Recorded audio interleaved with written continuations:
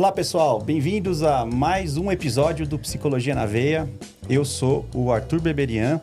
Se você chegou até aqui, não esqueça de dar o seu like e compartilhar esse vídeo com mais pessoas. Assim, o YouTube vai disponibilizar este conteúdo muito especial, muito necessário para o momento que estamos vivendo no Brasil. E o motivo principal que eu pensei nesse episódio é porque cada vez mais a gente tem avanços científicos, a gente tem a neurociência mostrando como é que o cérebro funciona, esse negócio de sinapse, neurônio, dopamina. Claro que a gente não vai entrar em nada molecular, mas só para ilustrar o quão a gente está falando cada vez mais desses termos, né? Da ciência, né? E aí, como é que fica a formação dos professores? Como é que fica a prática, o currículo educacional? Como é que isso pode contribuir para a educação? Como é que a neurociência, as práticas baseadas em evidências podem ajudar o professor, mas principalmente o aluno a aprender, o aprendizado do aluno? Então, eu tenho aqui dois especialistas que desenvolveram o seu mestrado, seu doutorado nesse assunto. Tem a prática clínica, eles também têm essa prática clínica, aplicando esses conhecimentos novos na educação. E então eu resolvi convidá-los, né? E é uma alegria receber então os doutores, doutora Camila Leon e doutor Gabriel Brito. Muito obrigado por estarem aqui comigo. Obrigado você pelo convite. A gente que agradece. Como é que vocês chegaram na área de vocês? Quer dizer, por que vocês não escolheram outra coisa, né, para fazer? Tem tanta coisa para fazer, né? Arquitetura, engenharia. De repente eu vou trabalhar com educação, com pedagogia, neurociência, vou fazer doutorado, né? Que maluquice é essa, né? Fazer doutorado no Brasil, né? Vamos lá, conta pra gente, Camila, como é que é a sua história aí? Como é que você chegou onde você chegou? Então, muitas pessoas, desde criança, sabem o que elas vão ser quando crescer. Não foi o meu caso. Tinha vocação desde sempre, assim, né? Eu sempre brinquei de escolinha quando criança. E sou filha de pais que são professores. Meu pai é professor de espanhol, minha mãe é professora de matemática. Eu não sabia que seus pais trabalhavam com educação. E justamente por vir de um lar de pais educadores, eu pensei, não é essa a vida que eu quero para mim. Nunca é, né? O que os pais seguem, a gente não quer. Então, minha primeira graduação foi em turismo. Isso não está no currículo Lattes. Mas por que eu fui fazer turismo? Porque eu achava que eu não queria ser professora. Só que eu dava aula desde os 15 como professora de inglês numa escola de idiomas lá na cidade onde eu morava, né? Jacareí, interior de São Paulo. Bom, e aí, assim, só para encurtar a história, então, é só para contar que às vezes as pessoas me veem e falam, ai, Camila, um dia eu quero chegar lá, que legal. Nossa, meu sonho é fazer doutorado. Nunca foi meu sonho fazer doutorado. E aí, então, eu fiz turismo, mas continuei dando aula. Aí eu me formei, se chama turismólogo quem faz turismo, né? E aí continuei dando aula e falei, bom, então preciso ter uma experiência agora na área do turismo. Então deixei durante 1 ano as aulas. E foi a melhor coisa que eu fiz na minha vida, porque daí, nesse 1 ano, trabalhando com evento na área do turismo e tal, foi que eu falei, puxa, eu gosto mesmo da sala de aula. Olha só. Ah, entendi. Na verdade, foi bom você se... Não é que você descobriu uma área nova, na verdade, você percebeu o quanto que você gostava de dar aula. E o turismo, assim... É claro, a paixão pela educação foi maior, mas você gostava também? Gosta também? Sinceramente, eu fui fazer turismo porque eu não sabia o que eu queria fazer, né? Eu entrei com 17 anos na faculdade. Estava bem perdida. E o turismo tinha disciplinas que me interessavam, tinham vários idiomas... Sei lá, fui. Foi. Entendeu? Sem córtex pré-frontal ainda amadurecido, motivada pelo meu pai, fui. Foi. E foi bom, entendeu? Fiz vários amigos, tenho amigos até hoje. Isso me oportunizou ter experiências na área de... como que fala? Relações públicas, organização de eventos. Então, os meus amigos falam, nossa, a Cássia é muito RP, você consegue conectar as pessoas. Então, acho que vem um pouco aí dessa experiência na área aí do turismo. E aí, quando você ficou esse 1 ano e voltou, você já escolheu fazer... Aí eu achei que seria coerente eu fazer letras, porque eu dava aula de inglês. E consegui, então, voltar para a sala de aula. Daí eu saí do Instituto de Idiomas e fui mesmo para uma escola particular. Então, eu dei aula na educação infantil, Fundi 1, Fundi 2. Nossa! Tive essa experiência que eu acho que para você hoje dar aula para professor, você tem que ter experiência em sala de aula, senão você fala de uma realidade que você não conhece muito bem, né? Isso faz toda a diferença, né? Eu acho. E aí, o próprio curso de letras exige isso? Ou você foi... Ou você estudou e aí começou a dar aula? Como é que... Não, eu já estava na licenciatura, tá. E aí é toda aquela coisa de cidade pequena. Eu tinha dado aula para uma criança no Instituto de Idiomas, que a mãe dela era diretora num colégio que precisava de uma professora de inglês e espanhol. Tá. E aí eu fui virar a professora de inglês e espanhol daquela escola. Você entrou, na parte de idiomas, tá. Sem ter me formado ainda. Tá. Mas já foi a experiência ali, né? E aí, quando eu estava terminando a faculdade, surgiu uma oportunidade na minha vida de eu trabalhar numa empresa educacional que trabalhava com formação de professores. Olha. Eu entrei como estagiária, depois de 6 meses virei coordenadora de área, fiquei lá por 7 anos. Aí eu fui fazer especializações na área de ensino-aprendizagem de língua inglesa, que era com o que eu trabalhava. Então, formação de professores, desenvolvimento de material didático para as redes municipais de ensino. Olha, sempre voltado para idiomas, então também. Olha.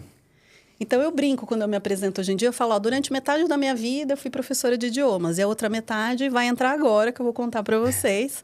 Que aí, então, trabalhando com formação de professores, conhecendo várias realidades de vários municípios, né, tipo Osasco, Barueri, etc., eu comecei a ver que os professores de idiomas das escolas públicas tinham mais dificuldade com as questões de inclusão. Olha. E aí, isso que foi me despertando interesse de, poxa, né, falava para a empresa, a gente precisa trazer profissionais dessa área, né? E eles falavam assim, não, a inclusão é o próprio professor que tem que desenvolver. E eu achava isso um absurdo. Obrigada, coordenadora daquela época. Graças a você, eu fui estudar psicopedagogia, né? Que eu falei, não, eu tenho que saber o que fazer, como ensinar, enfim. E aí, houve aquela mudança de vida, que eu saí do interior, vim morar em São Paulo, meu marido morava aqui. Tá. A gente se casou, aí eu fui fazer a psicopedagogia no Mackenzie.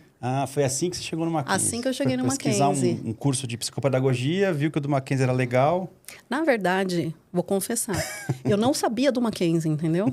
Lá no interior, tipo, X, que era Mackenzie? Né? X. A gente ouvia falar na PUC. Sim. E aí, por conta de uma pessoa que trabalhava comigo naquela empresa educacional, que ela falou, eu vou fazer Mackenzie, a psicopedagogia de lá é melhor, nananã. Mariana Camargo, obrigada, hein, Mariana? Olha. Aí eu cheguei no Mackenzie através da Mari. Aí você foi, pelo que ela disse, você foi pesquisar e gostou. Caramba, e aí Sendo, saiu mais. Fazendo a especialização em psicopedagogia no Mackenzie, fui aluna de várias professoras, das quais uma delas foi sua colega de graduação, Natália Martins Dias. E aí... Não, ela é mais nova. Ela é um ano mais nova. Bom, enchendo o saco. Aí a Nath fez toda a diferença na minha vida enquanto docente, porque ela falava de práticas baseadas em evidência. E eu que tinha feito vários cursos, graduação, pós, na área da educação, nunca tinha ouvido falar sobre isso. E ela me deu a aula de alfabetização. Tá. E aí eu falei, queria ver isso virar realidade no Brasil, nananã. Nossa, pirei o cabeção. Falei, Natália, negócio é o seguinte, tô morando aqui em São Paulo. Se você precisar de voluntária para essas pesquisas que você falou que você faz, aí me chama, nananã. E aí, assim que eu comecei, como voluntária no grupo de pesquisa, apaixonada por tudo aquilo que era novidade e que fazia sentido. A Natália era doutoranda nessa época? Doutoranda. Eu ajudei ela na coleta do Piafex. Então você já foi com a Alessandra. Já conheceu a Alessandra de cara ali, tá? Eu lembro que quando eu conheci a Alessandra Seabra, eu não sabia quem era ela. Depois que eu fiquei sabendo quem era ela, eu falei, meu Deus, estou no grupo de pesquisa da Alessandra Seabra. Tipo, eu nem sabia quem era ela, né? Sim. Enfim, e aí que eu fui fazer o mestrado, doutorado e continuo como pesquisadora associada do grupo Neuropsicologia Infantil. Sim. Ela tá voltando pro Brasil, né? Ela Já voltou? Então, amanhã a gente vai almoçar junto. Que legal, que legal. Eu também? Não. Desculpa. E acho que é interessante você contar essa história, porque eu acho que a primeira vez que eu te vi, a Bruna estava fazendo doutorado também, e acho que você foi ajudar lá, aquela parte, sabe, de grampear protocolo de pesquisa. E aí a Bruna estava grampeando, aí você também estava grampeando, e eu também era recém-casado. Daí eu acho que foi a primeira vez que eu te vi. Vocês foram, acho que você foi na minha casa e vocês estavam lá, porque ia ter uma coleta, alguma coisa assim. Então você foi contando, eu visualizei, eu lembro bem a época. Eu ajudei em várias pesquisas, então no 2010, término isso, da coleta 2009, da Bru. 2000... Não, foi 2011. 11, tá, é isso aí. Ajudei em várias coletas. E é legal que tem essa coisa braçal também na pesquisa, né? No Brasil temos. Né? A gente é tudo, né? Não, no entanto, que quando as aí... pessoas falam assim, Cá, queria tanto, nossa, como que eu faço? Eu falo, começa como voluntária num grupo de pesquisa, vai dedicar horas, aprender o que é fazer pesquisa nas ciências biológicas e da saúde, porque você está saindo da área educacional, que tem, né, seus estudos pautados mais na filosofia, na legislação, não fala de ciências biológicas e da saúde. Então, vai colaborar primeiro para depois entrar. Para ver se você também gosta, né? Para ver se você se adequa, né? Tá. Que legal. E aí, então, naturalmente você depois pensou no seu projeto, fez um mestrado, doutorado e seguiu adiante. Isso. Que legal. Tá vendo? Entrou num grupo sem querer, mas nada é por acaso, né? Num grupo top, né? Então, que legal, né? Para mim, o melhor que tem. Não, e dá para emendar agora na história do Gabi. Pois é, então. É bem entrelaçado mesmo. Bem entrelaçado. Né? E é mais parecido do que eu imaginava. Porque ele me chama de Mamadi. Ele vai explicar por quê. Mamadi da Índia, né? É sânscrito, né? Não língua, sei. Mamadi, Papadi é mamãe no... Chique, hein? Na língua da Índia, Mamadi é mamãe. Mama. Mas... Conta você, por que você não foi para outro ramo da vida? Você foi para educação também? Eu também nunca pensava em trabalhar com educação, mas as crianças gostavam de mim, porque eu sou divertido. Modéstia à parte. Isso sim. Agora ele tá serinho, mas ele é, gente. Ele é.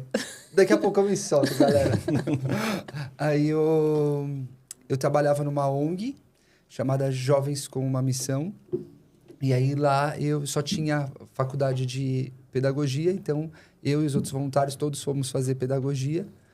E foi muito bacana, muito legal. Quando eu voltei para São Paulo, montei a minha própria ONG, que a gente trabalhava com crianças em situação de vulnerabilidade. Mas peraí, você morava em São Paulo e foi fazer essa missão, esse trabalho fora? Isso, no interior de Minas, fiz algumas cidades no sertão. Mas é de São Paulo?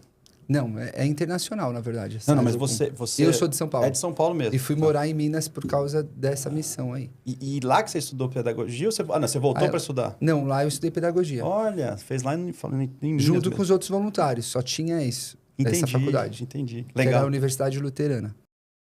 E aí não tinha outros cursos, só tinha esse curso. Então eu não tinha muito o que escolher. Tá. E o que é ótimo, né? Porque a escolha, às vezes, é terrível, né? Você tem muita escolha, né? Então, quando só tem uma escolha... Você pode fazer turismo. Você pode acabar fazendo turismo, cuidado. Aí, se tem muita escolha, você cai, sei lá, no turismo. Sim. Aí fiz a pedagogia, né? Porque tinha que ter alguma graduação. E quando eu vim para São Paulo, continuei trabalhando no terceiro setor, mas aí montei uma ONG minha mesmo. E fiquei 10 anos trabalhando nessa ONG. E o salário pequenininho, então eu teve o concurso na prefeitura de Guarulhos. Eu falei, deixa eu ver se esse curso que eu fiz valeu de alguma coisa mesmo, né? De fato, passei, comecei a dar aula. E modéstia à parte, eu era muito bom dando aula. Assim. Olha. Eu sinto que eu nasci mesmo para estar com as crianças. Eu amo dar aula, amo a sala de aula. Vocação mesmo. Sem querer, já estava na vocação ali. Por exemplo, eu não conhecia o termo funções executivas, mas eu sei regular bem a turma, sabe? Assim, olha. A minha família é muito regulada. O pessoal fala que eu sou TDAH, porque às vezes, mas eu acho que eu não sou TDAH. Até um bom tema para um podcast. Eu acho que hoje em dia tudo tem uma tag. Eu acho uma maluquice isso, todo mundo ter tag de tudo. É verdade. Eu acho que você está numa sociedade onde as pessoas são egoístas, querem fazer tudo ao mesmo tempo. É óbvio que o cérebro não dá conta, você performa como um TDAH. Mas quando eu sou sábio e digo não para algumas coisas, eu sou super organizado. Não no nível... Arte, mas se você quiser fazer a avaliação neuropsicológica dele um dia... Já pode convidar. Mas enfim. Eu sempre fui muito bom com as funções executivas e tudo mais. E aí as crianças comportavam, era coisa de filme, Arthur. Coisa de filme. Se eu começar a falar, eu não paro mais, porque foi muito emocionante. E eu tava ficando até famoso, que eu tava numa escola bem da periferia do estado de São Paulo. Era a escola mais violenta do estado, não era nem da cidade de Guarulhos. E só que apesar da minha boa vontade, apesar do meu carinho, desse voluntariado que eu sempre tive, que nós temos, né, cara, esse coração assim de servir através das ferramentas que estão nas nossas mãos, eu não conseguia alfabetizar as crianças. E um menino específico tinha muitos problemas. Ele começou a melhorar muito no comportamento. E eu sempre brinco, eu falo assim, mas já era agosto, eu já estava ficando famoso não só por causa da turma em geral, mas especificamente por causa dessa família, que era uma família muito difícil na escola, coisa de filme. Mas era agosto para setembro, assim, ele ainda não estava alfabetizado. Ele melhorou muito a parte emocional, a comportamental. parte comportamental, que, pô... Então, quer dizer, mas você fez o alicerce ali, né? Não, eu cheguei para ele e falei assim, fulano, se você entra na sala de aula, tá no terceiro ano, você não sabe as contas, você não sabe escrever o próprio nome, você não sabe entrar na fila, você não tem amigo, porque no Fundo 1 as crianças gostam de regra, né? Então, quem desobedece a regra fica sem amigo, até chegar no Fundo 2. Sim. Que aí no Fundo 2, aquele que ficou ouvindo bronca da professora, que não tinha manejo nenhum da sala, descobre que a professora não pode fazer nada a não ser gritar mesmo. E aí, no Fundo 2, ele se junta com outros excluídos, que já viraram a maioria da escola, e eles começam a gritar com a professora. O jogo inverte, porque eles descobrem que a professora não tem nada para fazer. E ela só vai gritar, Ela só vai gritar, então eu vou gritar mais alto. Tá. Né? E embora eu tivesse conseguindo, então, reverter essa questão aí com ele, era lá para agosto, final de agosto, quase setembro, ele ainda estava analfabeto. Acabando o ano letivo quase, tá... Não, e eu sempre falo, mano, eu fazia tudo que a faculdade me ensina. Eu estava cortando revista, eu estava cortando jornal, gênero textual, cruzadinha, cortava mais revista, estava quase me cortando, mas o moleque não aprendia. Então, aí eu seguindo que o protocolo ali da facul. Seguindo o que eles falam, né? Não só o protocolo da facul, mas a legislação também, né? Todas as orientações educacionais então, falavam, né? para alfabetizar sim. Então, o Gabi estava super seguindo tudo e se sentindo incompetente, né? Me sentindo incompetente. Interessante essa experiência, hein? Muito. Não, eu até vou falar um negócio polêmico, que eu tenho falado em lugares mais privados, mas em qualquer coisa você corta, tá bom? Já que pode cortar. Eu tenho falado assim, as pessoas confundem o construtivismo com o método global de alfabetização. Eu acho que não tem como ser construtivista se você não utilizar métodos com base em evidência científica. O próprio Paulo Freire não usou método global. Tá. É uma abordagem, é diferente. Ah, olha, tem essa confusão mesmo. Tem essa confusão bem grande. Eu não sou da área, mas eu já vi sobre isso. E eu tento fazer uma ponte entre essas questões, porque às vezes quem é muito da neurociência, às vezes pode desprezar um pouco o conhecimento do professor. E eu acho que ficar batendo no Paulo Freire é furada. Tá. Porque o Paulo Freire ele é reconhecido mundialmente. Ele é muito importante. Ele tem uma importância, um peso para a educação muito importante, não só no Brasil. Sim. Agora, o método global... Eu costumo falar que Deus tenha a Emília Ferreiro consigo e que o diabo leve o método global embora. Porque é um desserviço para o Brasil. Né? Aqui é a Emília Ferreiro, né? Que é a que trouxe isso. Né? A Emília Ferreiro, o trabalho dela e da Ana Teberovski. Mas é um desserviço. Né? Então, eu tenho tentado falar, vamos transformar a educação por meio da prática baseada em evidência. E por que isso? Porque nesse meu primeiro ano que eu estava na escola, o menino, ele não estava alfabetizado. Por mais boa vontade que eu tivesse. Isso é perverso com o professor. Porque você não instrumentaliza ele com aquilo que ele precisa e fala, se você for bonzinho, se você tentar mais, se você fizer um projeto ainda mais significativo, com 35 na sala, fora as crianças de inclusão e tudo mais, você vai dar conta. O problema é que você que não é bom. Nossa, né? então entendi. Implicitamente é isso. É você que não está conseguindo engajar o interesse do aluno, tipo Nossa, isso. é assim. Cruel, Arthur. Caramba. É cruel. E o duro é que pode parecer, para quem já tem esse treinamento e com prática baseada em evidência, pode parecer óbvio, mas quer dizer, isso é baseado numa teoria, né? Numa teoria. Quer dizer, que é uma lógica dedutiva, você deduz, só que dentro de um círculo teórico. Que ali faz sentido você fazer esse engajamento, mas quer dizer, a gente sabe que a prática evidência ela ultrapassa esse ponto dedutivo e testa para ver se... Exato, e já foi testado, né? São 40 anos testando. Então, e aí só que não chega, né, no professor, né? Porque é tipo uma seita, né? Tem um livro psicologia é a mesma história, com outras abordagens. Tem um livro do Steven Pinker, O Novo Iluminismo. É um psicólogo sensacional esse cara, né? Então, a gente precisa lembrar disso, né? Do iluminismo. Isso é algo que foi inventado e algo que tem solucionado muitos problemas, o método científico, né? E eu sempre falo, a gente como professor deveria amar a verdade, amar o conhecimento, amar a sabedoria. E o método científico tem isso. O cientista de verdade, o que é fazer ciência? É amar a verdade. Busca pela verdade. Amar, né? Então, enfim, e a ciência é desconectada. Mas eu encontrei uma professora que eu falei, olha o que eu estou fazendo aqui. Eu já estou cortando jornal, revista, estou me cortando, o moleque não aprende. E eu ia literalmente chorando, e eu sei que muitos professores que talvez nos ouçam agora se identifiquem com isso. Porque eu ia dirigindo, era 1 hora para voltar para São Paulo. E eu ia orando, clamando a Deus, chorando, falando, Deus, o que eu faço para essas crianças aprenderem? Especialmente esse menino. Olha só. Porque o método não estava dando conta. E aí, a professora do AEE falou, Gabriel, se ele está pré-silábico, né? Se ele está pensando dessa forma, significa que você precisa dar outro tipo de atividade. Essa atividade está fora do nível de desenvolvimento proximal dele. Mas aqui que é a AE? É a sala de educação especial, né? Cada lugar tem um nome. Tá bom. Atendimento educacional especializado. As escolas públicas isso. têm esse atendimento no contraturno para atender crianças de inclusão. Então ela deu esse... Não, daí ela pegou e falou assim, olha, faz tal atividade. Aí eu fiz uma atividade super simples, que de uma semana para outra ele avançou de hipótese silábica. Baseado na ideia do Piaget mesmo. Por isso que você falou do alfabeto... Não, a zona de desenvolvimento proximal, por exemplo, é do Vygotsky. Ah, Vygotsky. Não, tá, mas E baseado não vai no... nada contra a ideia a neurociência, Não, né? sim, Porque sim. o que a neurociência fala? Nada mais reforça a mesma ideia, né? Você não pode dar um desafio nem muito alto, porque gera aquela impotência, nem muito baixo, porque gera aquele desinteresse. Você tem que achar um ponto ótimo de desafio. Mas Estressa um falando pouco, mas- sobre os tipos de alfabetização, o Gabriel estava trabalhando com o que a gente Método poderia global. chamar de método analítico, Analítico. que parte do todo para a parte. Então, ele estava trabalhando com o texto, com o contexto, para depois os meninos levantarem hipóteses das relações entre letra e som. Aí, essa professora do AE falou para fazer o contrário, ou seja, trabalhar de uma maneira mais sintética e menos analítica, ou seja, vamos das unidades, das partes, para o todo. Isso é Entendeu? importante porque depois eu vou contar uma experiência que eu tive, que eu fiquei um tempo no programa de psicologia educacional na Unifiel. Uhum. E aí um dos projetos que eu tinha era porque tinha uma clínica escola e a grande parte dos mestrandos e doutorandos vinha da psicopedagogia, vinha da pedagogia. Era raro ter um psicólogo, né, na psicologia educacional ali fazendo mestrado.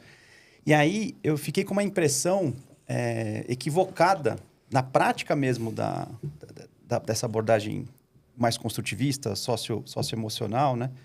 E agora você contando que se você tiver um método correto e aplicar corretamente, você pode ter bons resultados, né? Porque é neurologicamente explicado. Entendi. Porque eu estava chegando no ponto de que não funcionava. Não. Eu vou explicar por quê, mas na verdade é porque eu não peguei um bom profissional que conseguia dominar a teoria para poder fazer o ajuste. Tipo. E tem vários aspectos do construtivismo que encontram respaldo na neurociência, Sim, né? sim. Então, a ideia do projeto, por exemplo, o desenho universal da aprendizagem reforça esse tipo de questões que são muito caras ao construtivismo. Mas o erro não é ser construtivista, nem sócio-construtivista, nem nada dessas coisas. Eu falei socioemocional e sócio-construtivista, né? Eu acho que o erro o método global é muito ruim. Mas pra algumas alfabetizar. pessoas acabam empregando, acho importante fazer esse esclarecimento, Gabriel, porque essa compreensão que você tem, não é todo mundo que tem. Não tem, Muitas pessoas chamam de método construtivista de alfabetização, o que é o que a gente chama cientificamente de método global. Então, acho importante fazer esse Tem uma esclarecimento. confusão Então, por com a exemplo, quando nomenclatura. Emília Ferreira e Ana Teberoski desenvolveram essa teoria da psicogênese e da língua escrita, ou seja, baseado nos pressupostos de Piaget, de desenvolvimento, de que a criança, como ela não é uma tábula rasa, ela sozinha vai levantando as hipóteses de relação entre letra e som a partir do conhecimento que ela tem. Tá. Isso, cientificamente falando, vai na contramão Sim. do que a ciência cognitiva da leitura diz, que é como que o nosso cérebro aprende a ler. E Isso. quem fala sobre isso é o Dehaene. Por isso que você me Por isso que eu trouxe te mostrei esse livro. Ô, Sérgio, não sei se dá para... Bom, eu coloco Então, aqui. esse livro, Os Neurônios da Leitura, vai explicar, a partir da ciência, como que um cérebro adquire e processa a leitura escrita. E isso vai ajudar o professor a tomar a decisão de qual é o método de alfabetização que ele vai utilizar. Então, quando a gente pega o método global / construtivista aplicado à alfabetização, a gente sabe que o pressuposto teórico está equivocado. Então, ele já está equivocado antes da testagem que ela fez, que foi estudo de caso. Sim. Então, são vários equívocos, não só... Eu costumo dizer que é método global / destrutivismo. Não tem como construir nada com método global. Se você quer ser construtivista, você tem que escolher algum método, que existem vários, com base em evidência científica, né? De ensino explícito dos sons, da relação entre a letra e o som. E eu não sabia disso, mas a Paula do AE sabia. Então, como ela sabia como o cérebro aprendia a ler, ela me deu uma dica que eu apliquei em uma semana. Ele saiu do pré-silábico e foi para o silábico sem valor, ficou oscilando... Uma semana? Silábico sem valor, silábico com valor. Uma semana. Se eu tivesse conhecido a Camila, já tivesse feito A pós-graduação em psicopedagogia no Mackenzie, eu teria conseguido alfabetizar ele até o final do ano, sem sombra de dúvidas. Porque ele não era disléxico, ele não tinha deficiência intelectual. Problema de linguagem. Ele não tinha problema de linguagem. Ele era bagunceiro, sim, mas ele já tinha consertado a bagunça. E ele está pré-silábico no terceiro ano, não tem bagunça que justifique isso, né? E não era só ele pré-silábico. Tá? Eram outros também. Aqui esse menino me chamava muita atenção. Mas eu tinha outros que não avançavam nas hipóteses escritas. Você fica patinando. Então, quando a Paula... Beijo, Paula. Se você estiver nos ouvindo, entre em contato, manda um oi, um salve, um direct. Que agora ele é famoso, Paula. O mundo do Gabs, tá? Ainda não, mas eu chegarei lá com a sua ajuda, que vai curtir e compartilhar esse vídeo com muitas pessoas. Mas que legal que você era esse cara que buscava o amor à sabedoria. Quer dizer, quantas pessoas não devem ter percebido isso e falou, meu, deixa quieto, desiste, né? Assim, né? Tem uma máxima cristã, né? Que judaica também, que o mundo começa lá no jardim, e aí o homem coloca a culpa na a mulher coloca a culpa na serpente, né? A maioria dos professores tem amor pela educação, óbvio. E tem um ideal, sai da faculdade querendo mudar o mundo, querendo mudar a vida das crianças. Mas você tem que ter uma resiliência muito grande para manter isso quando você é um cego guiando outro cego. Porque a faculdade não te prepara para ensinar as crianças. Nem para ler e escrever, nem para estratégia de manejo comportamental, que foi mais a pesquisa da Camila, né? O professor não sabe o que fazer. Entendi. Com as crianças. Não, e aí um detalhe, né? Qual é como que fala? A virada de chave que hoje em dia muitos professores que acabam tendo a carreira que a gente acabou alcançando, fazem uma especialização. Que foi o que eu fiz. Que traz esse outro conhecimento, um olhar, então, científico, né? Fundamentado pelas ciências biológicas e da saúde, que parece que você sai de um único ponto de vista e você começa a enxergar outras perspectivas teóricas, aí você começa a entender o que são, de fato, práticas baseadas em evidência, aí você começa a testar isso na sua sala e você fala, uau, não é mágica. Não é achismo. É um método científico. Não, eu falei, Paulo, onde foi que você aprendeu isso? Porque ele avançou em uma semana. E eu estou o ano inteiro tentando, né? Daí ela falou assim, eu fiz a psicopedagogia no Mackenzie. Daí ela falou... O Mackenzie voltou no assunto. Daí ela falou, mas lá são 2 anos, é muito demorado, eles são exigentes demais. Ela falou assim, tem outras faculdades que você consegue o diploma mais rápido.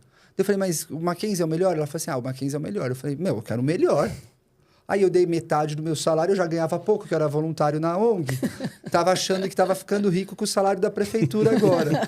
No ano seguinte, dei a metade do salário para fazer o melhor que tinha, né? E até me disseram assim, algo que é verdadeiro mesmo, né? Falaram assim, um amigo meu falou, mas Gabriel, se você for fazer uma especialização, você não vai ganhar dinheiro. Você precisava ir para o mestrado, você tem um perfil, porque eu gosto de filosofia, essas coisas todas assim também, né? Ele falou assim, você precisava fazer um mestrado, um doutorado, você tem mais esse perfil. E eu nunca pensei em mestrado. Era bem distante para mim isso. Eu falei, não, mas eu não quero mestrado. Eu quero uma ferramenta, eu quero mudar a vida das crianças. Que prática, é isso? Eu quero na prática ali. Eu quero na prática. Daí eu fui para o Mackenzie e o meu foco principal sempre foi essa questão da leitura escrita. Quero aprender como as crianças aprendem a ler e escrever. E aí lá eu conheci a Natália, conheci a Tati, conheci a Bruna Trevisan, conheci a Camila Leon. Que dei aula de alfabetização. Da disciplina que eu fui aluna da Nath, eu fui pro do Gabi. Conheci a Roselane Pontes, que me falou do modelo de resposta à intervenção, que eu posso vir falar dele aqui também. Legal. Você viu, né, Sérgio, que eu adoro falar na frente das câmeras. Me convidem. Muito bom. E aí conheci elas, daí elas viram, assim, essa minha paixão, que agora eu vi que é muito parecido com o da Camila mesmo, sempre foi. Daí elas me investiram muito em mim. Né? A Nath, por exemplo, era brava, a Camila é sempre super organizada, só que elas me davam atenção e tal, e eu tentei aplicar o RTI na minha sala. Tentou não, você aplicou. Eu apliquei, virou até um artigo. Explica o que é o RTI pro pessoal. É o modelo de resposta à intervenção, Tá. que está na Lei de Inclusão Americana, está no DSM-5, né, como um critério diagnóstico, né, para dislexia, enfim. Para descartar, né? Ou para confirmar. Tá. É um dos critérios, né, para... Porque você não pode falar que o menino... Porque você faz os testes. Por exemplo, na minha sala de aula, se eu aplicasse todos os testes, e eu apliquei os testes neuropsicológicos, né, para testar como Não tá. restritos. Sim.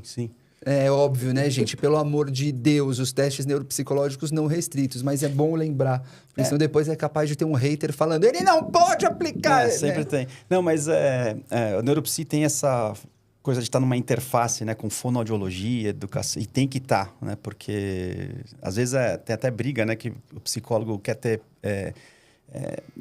exclusividade, mas nem todo psicólogo sabe aplicar e às vezes o pedagogo, ou o psicopedagogo, ou o pesquisador Que sabe. fez a especialização ou um fono sabe, sabe, né? Um fonoaudiólogo sabe, então... Enfim.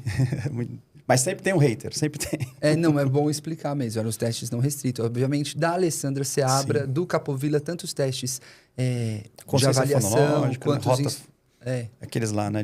Da Rochelle e da Paz Rochelle. Fonseca, temos vários pesquisadores em Não, mas na várias regiões época do que eu Brasil. apliquei, eu só usei o da Da Lê. Alessandra e o da... Naquela época, acho que só naquela tinha aquela coleção mesmo. Eu só usei o deles. Então, para mim, era Deus na Terra, Alessandra Seabra e Fernando Capovilla na...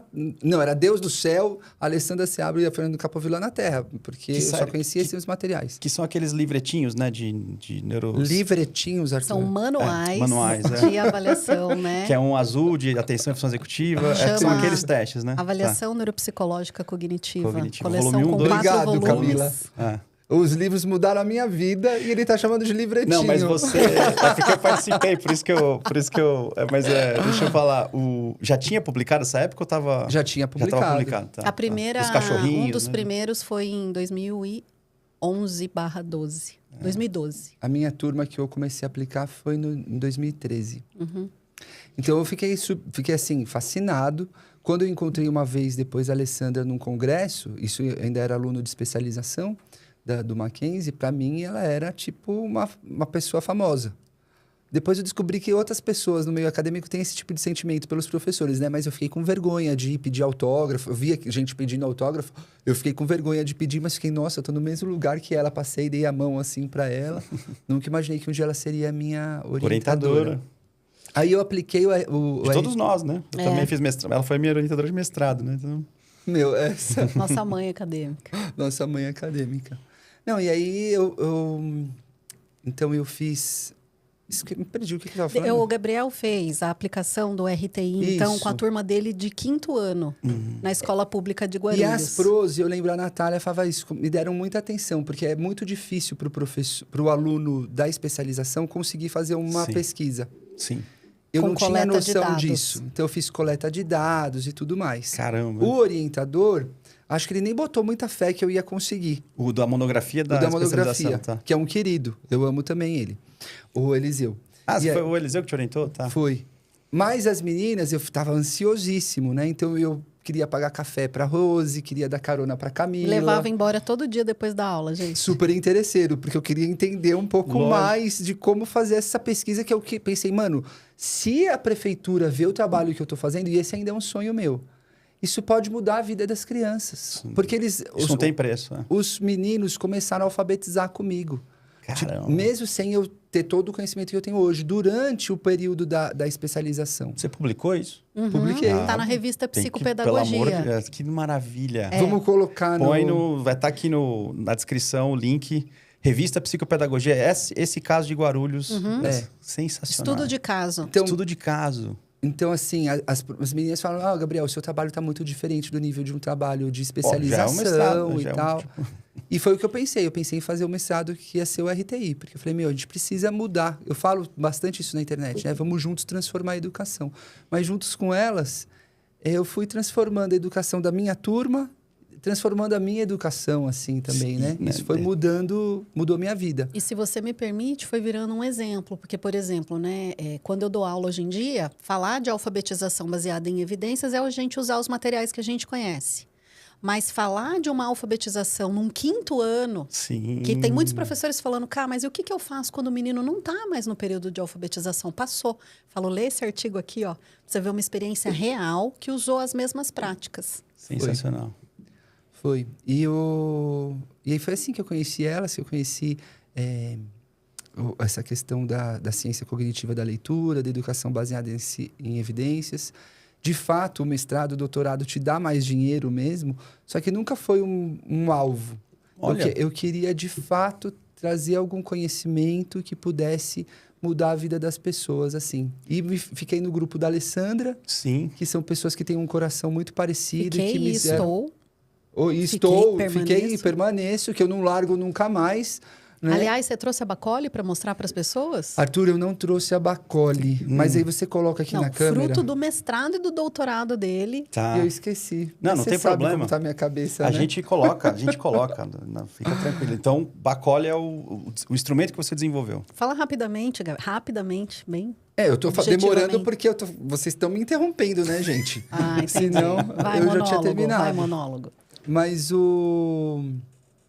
Então, enfim, eu fui fazer o mestrado, eu queria aplicar o RTI, e eu tinha reparado que as crianças melhoraram muito aplicando o RTI, as crianças do 5º ano melhoraram muito, da primeira para a segunda testagem no meio do ano. Tá. Só que da segunda para a terceira, eles tinham melhorado ainda mais. Só que os instrumentos não estavam captando, porque estava dando efeito de teto, não tinha como melhorar ainda mais. Tá.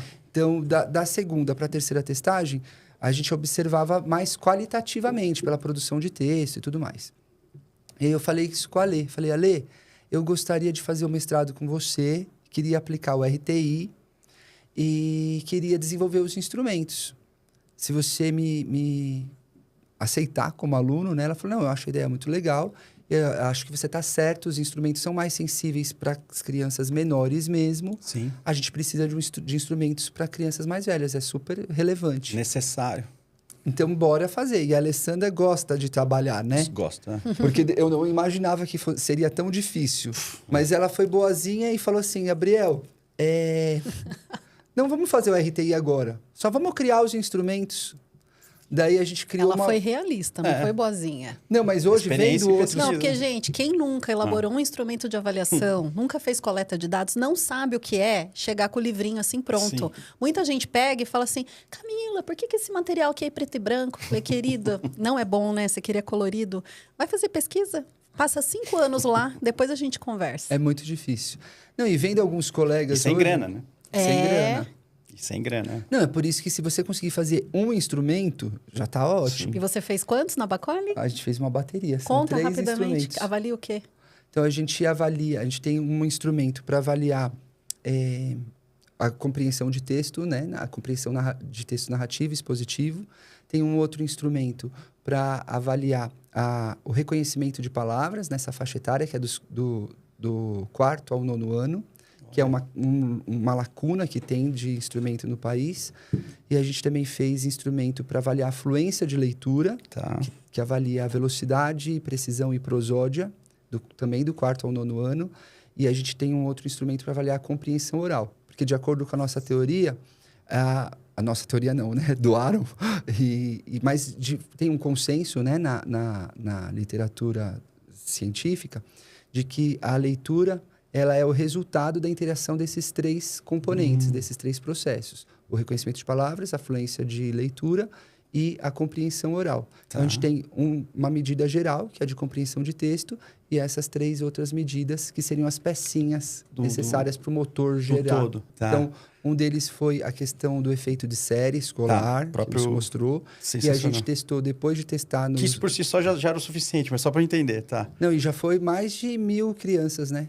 que é uma coisa o Gabi dificílima. conseguiu coletar no Brasil todo. No Amostra Brasil em todas inteiro. as regiões. Você normatizou, então, fez a norma. A gente então. normatizou, buscou evidência de validade. Então, depois eu pensei, mano, foi um trabalho muito difícil. Hoje eu penso, cara, foi muito de Deus, Pra né? você Foi um ver, milagre. não, Eu como ela é imagino- realista, né? Você mas querendo eu- fazer RT não ia dar. Não, você fez muito Não, mais não do que ela ia dar. esperou, Não do ia que ela dar. imaginou, eu acho. Em Não, termos de número, N, né? Em termos de N, e porque... Mas né? no mestrado a gente começou a normatização, no doutorado a gente deu continuidade à normatização e a gente no doutorado teve grupos clínicos. Então a gente teve o perfil das crianças que foram avaliadas das crianças com autismo, TDAH e dislexia. Aí vocês foram para grupo clínico, E tá? deu para comparar com o grupo típico. Que legal. E vocês conseguiram fazer alguma análise dessas 3 habilidades individuais, o quanto que ela prediz uma coisa? Ainda não. Não fizeram, mas tá. isso dá até uns artigos internacionais, Sim. né? Porque testa o modelo dos caras Sim, que a gente usou. Não, mas A legal. gente pretende. Já fiquei curioso para saber quantas... Não, tô vendo, Gabi. Inclusive, se vocês precisarem de alguém para rodar a análise, você viu o olhinho brilhando não, daqui? Essa análise Ó o eu fiz pezinho, ó o pezinho mexendo. Pode chamar, que eu acho que rola, hein? Eu acho que sim. Interessante. Eu fiz isso no doutorado, mas esquizofrenia, mas em funções executivas, né? Mas o modelo é o mesmo, né? Só muda o que vocês estão estudando, né? Arthur, então é demais você olhar, né? Para um professor da periferia de Guarulhos, antigo missionário, chegar onde chegou, virar esse puta pesquisador que desenvolveu essa bateria de avaliação. Mamadi fica orgulhosa. Não, Mamadi. E você coletou o Brasil inteiro. Quer dizer, ele não pegou ali, Barueri... Não foi regional. Foram 5 estados. Uma amostra E não nacional. tem transtorno... E sem transtorno bipolar. Porque de repente você entrasse em mania, né? Fazer assim, coisa de... Não deu para aproveitar Saudavelmente a ele amostra. fez tudo. A gente já te convidou para fazer a avaliação dele, né? O que é? Não entendi. Avaliação neuropsicológica do Gabi. Você está eu convidado fiz. para Não fazer fiz. Não, a avaliação dele depois. Vai que tem alguma coisa Né? aí, né? Vai que você descobre um negocinho aí. Não, mas eu acho que foi a graça de Deus, sabia? Me lógico. colocou junto com as pessoas certas, com a Mamadi, colei nela. Teve uma vez que eu fazendo o projeto, né, do TCC da especialização, tava ansiosíssimo. Irado. Fui na casa dela, ela me recebeu na casa dela, né? Então, que professor às vezes recebe o aluno? E eu falei, não, deixa eu pagar Pois a sua né? hora. Vocês ainda não tinham... Não eram amigos, né? Mas... Não, ele já estabeleceu o vínculo desde quando foi meu aluno, essa coisa de ficar me levando para casa todo dia. Ela, não precisa pagar nada, né? Assim, tanto que às vezes hoje eu vou dar supervisão, eu sempre lembro disso. Penso, nossa, às vezes a pessoa quer muito, às vezes não tem o dinheiro, eu preciso pensar, eu preciso ser generoso, porque eu tive gente como a Camila que foi muito generosa comigo. E tem coisas que às vezes os professores ouvem, parece que é muito difícil. E foi para mim também muito difícil, uma forma de pensar muito difícil. E se teve gente como a Camila que teve paciência comigo. Legal. Eu acho que foi realmente uma sinergia. Assim, teve a Suzete. Por que eu consegui ir em 5 estados? Porque a Suzete abriu as portas de uma rede educacional que tem no país Era inteiro. coordenadora. Aquele que a Bruna foi com você para... Isso foi um missão. trabalho totalmente Missionário. voluntário. Mas envolvia essa coleta? Outra coisa. Outra tá? coleta. Tá bom. Esse aí foi outra coisa. Esse está publicado, interior Esse do também Piauí. virou artigo. Interior Tá. do Piauí. O que era? Já que eu falei, né? Só para o pessoal não boiar. Era... A gente aplicou o Piafex. Piafex, era o da Nath, tá? Que é um programa de... Fala aí o nome. Intervenção precoce e preventiva em autorregulação e funções executivas. Gente, eu amo essa menina. Para as crianças pré-escolares. E Professora assim, Natália Dias e Alessandra, né? As duas que... E se Foi você o não... doutorado da Nath. E, por exemplo, a minha mãe nunca ouviu falar de funções executivas, mas ela sabia trabalhar funções executivas, né? Isso. A humanidade existe antes...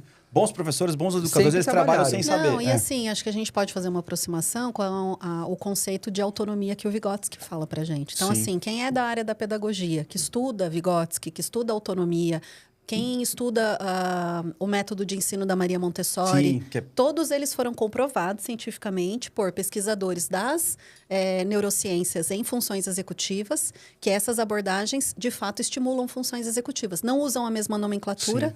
mas o tipo de técnica, a frequência e o tipo de atividade dá na Eles mesma. sabem intuitivamente, empiricamente essas práticas, Sim. senão não teria humanidade, né? Então, Perfeito. a humanidade existe antes Sim.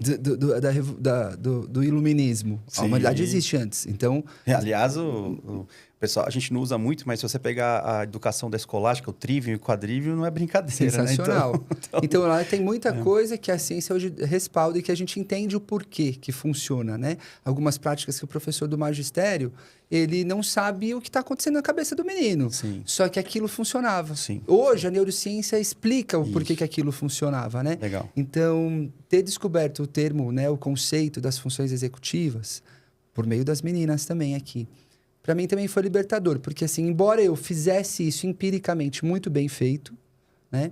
Eu fazia rotina, eu era organizado, eu tinha bom senso, né? A gente vive numa sociedade muito louca. Muito louco. E às vezes o simples precisa ser falado. E aí você tem um programa que está tudo sistematizado e que você pode treinar o professor para fazer isso. Já testado, já experimentado, já replicado. E aí você sabe o porquê funciona. Então, eu achei aquilo sensacional. Eu falei para as meninas, vamos aplicar o Piafex lá no sertão do Piauí. E elas foram. A Bruna foi. A Bru foi no Camila pré-teste, eu fui no pós-teste. Ah, entendi. Treinamos legal, os voluntários porque de lá. fica cego, né? A avaliação fica cega também, né? Não... Mas Foi muito Ô, sensacional. Arte, só um adendo sobre Por isso que favor. o Gabi está falando, que assim, uma das grandes contribuições, voltando aqui no início e no tema da nossa live, né? Da nossa live não, do nosso podcast. Quais são as grandes contribuições da neurociência para educação Isso. / aprendizagem? essa é a pergunta de $1 milhão. Então, mas é o que o Gabriel falou. E, no fundo, não é uma nova prática, uma nova pedagogia, um novo neuro alguma coisa que está tão na moda. O cara não vai ter que aprender esse prefixo. a mitocôndria. Não, vai Não. Então, assim, nesse livro aqui, ó, depois se você quiser dar um zoom... Sérgio, eu vou só colocar aqui. A professora Leonor Guerra e o Ramon Cossenza, no final, no último capítulo, eles falam assim, que a grande contribuição é, no fundo... Podemos repetir? Coloca em frente ao teu rosto, desculpa. Ah, imagina, vai lá. Imagina. Aí pode falar agora. Tá. Então, ó, a grande contribuição da neurociência para a aprendizagem, segundo Cossenza e Guerra, não é uma nova pedagogia, uma nova prática, mas é ajudar o professor a conhecer por que aquela prática que ele faz dá certo, o que está por detrás neurologicamente falando, por que você precisaria fazer isso mais vezes na semana, ou por que aquela prática que você viu que não está dando muito certo, você deveria de fato deixar de lado. Então, é isso. No último capítulo desse livro... Neurociência e educação. Isso. Eles acabam falando... Cada capítulo vai abordar um assunto. Então, tem o capítulo da atenção, o capítulo da memória, o capítulo das funções executivas, o capítulo da alfabetização, etc. É fácil de entender, não precisa... Numa linguagem acessível. Para professor, para quem não tem... Para leigos. Você não precisa ter formação em neurociência para entender. Não, de forma alguma. E aí, no último capítulo, eles vão falar isso. E eu acho que o Gabi concorda. Não, totalmente. Eu costumo falar que a educação, quando você pensa no Vygotsky, a Montessori, é a arte do todo, né? Como a filosofia e tudo mais. É a arte do todo. A neurociência é a arte das partes. Sim. Você entende parte por parte, é uma coisa mais minuciosa. Sempre. Então, o professor saber disso faz toda a diferença, né? O que serve, o que não serve, o porquê serve, por que não serve, onde está ativando ali na cabecinha da criança determinada estratégia. Esse é o ponto forte da neurociência, mas também onde ela é muito criticada, porque, claro, né, quando você... Tem até uma máxima, né? O que é dividido é mais fácil de ser resolvido, né? O que é em parte é mais fácil de ser resolvido que você pegar o todo, né? Porque, de fato, a inteligência, a cognição humana, ela processa pedaços, né? Então, eu tô vendo você inteiro, mas tem uma região que vê o seu rosto, uma região que vê o seu corpo, uma região que vê... E aí, tudo isso fica unido e você acha que é uma coisa só, mas não, né? São esses pedacinhos que a leitura, o aprendizado também vai ter essas... Exatamente, o que eu ia falar. Só que aí, qual que é o lance? Ao mesmo tempo que essa é a grande riqueza, porque quando você especifica, você pode fazer uma intervenção naquele pedaço e equalizar o todo, porque às vezes tem uma função muito desenvolvida, tem um descompasso, né? É aí também que ela é muito criticada, porque daí, é reducionista, o ser humano é mais do que pedacinho, aí vai aquele papo todo que acaba, do ponto de vista prático, caindo numa teoria que produz efeitos teóricos e não necessariamente reais. E eu acho que vocês, como doutores da área, eu sei que é polêmico, aí depois se você quiser a gente edita, se você sentir aí, mas eu acho que vocês têm obrigação de falar, ainda que seja polêmico, porque você não está falando, você não está dando uma opinião. Você está falando o que aconteceu. Você está descrevendo. Então, assim, você mostrou, né, que uma criança, né, uma família super necessitada, né, você conseguiu mostrar que ela pode avançar. E esse garoto, essa família, representa quantas famílias iguais no Brasil inteiro, né? Então, e você não falou assim, é porque eu gosto mais de tal visão filosófica ou ideológica. Não, você falou assim, eu apliquei. E aí funcionou. Mas posso falar o que eu acho que é triste? Não é por aí. Nas graduações, então, e nas licenciaturas do Brasil, a gente não tem disciplinas de neurociência aplicada. E esse era o... Obrigado, porque eu ia perguntar exatamente isso. Como é que fica com todos esses conhecimentos? Porque a gente também tem que ter noção que a gente está numa bolha, né? Em São Paulo, nas melhores universidades. O Mackenzie é uma bolha, né, de neurociência para a educação, né? Quer dizer, esse modelo não é o padrão das universidades por aí. Não, e assim, só desculpa Isso, te não, cortar. por favor. Porque assim, o que eu ia falar é o seguinte, as instituições, de uma maneira geral, não dão a oportunidade do aluno pelo menos escolher e saber, olha, existem mais de uma abordagem teórica. Isso. Por exemplo, a gente fez psicopedagogia no Mackenzie. A gente aprendeu o que eu chamo de psicopedagogia clássica, fundamentada na psicanálise. E nós temos a maioria dos psicopedagogos brasileiros atuando com essa abordagem teórica. Sim. E tivemos a oportunidade de ter acesso de uma psicopedagogia contemporânea, fundamentada pelas ciências cognitivas. Então, assim, tem profissionais que nós nos formamos juntos, na época que eu me formei, que cada um escolheu sua abordagem teórica. Voltando para as licenciaturas, na época que a gente fez pedagogia. Eu esqueci de comentar que, terminando o doutorado, eu fiz pedagogia. Então, você tinha feito psicopedagogia, letras, psicopedagogia, agora você olha. Então...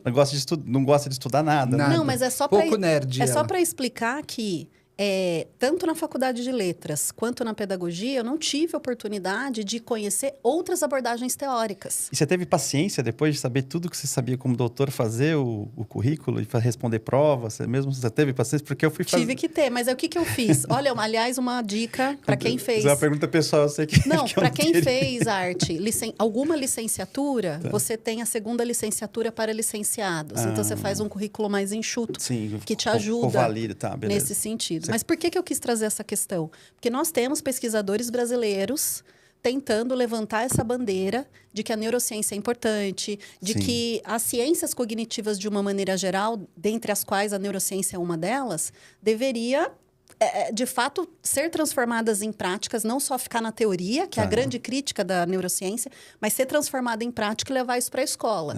E aí, um dos pesquisadores que fala sobre isso no Brasil é Vitor Haase. Sim.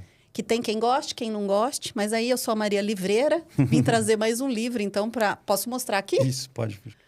Então, Pedagogia do Fracasso, o que as ciências cognitivas têm a dizer sobre a aprendizagem. Então, o Vitor Haase com o Henrique Simplício discutem isso nesse livro, falando o que está faltando, então, nas licenciaturas do Brasil, por que o professor acaba saindo com apenas uma abordagem teórica.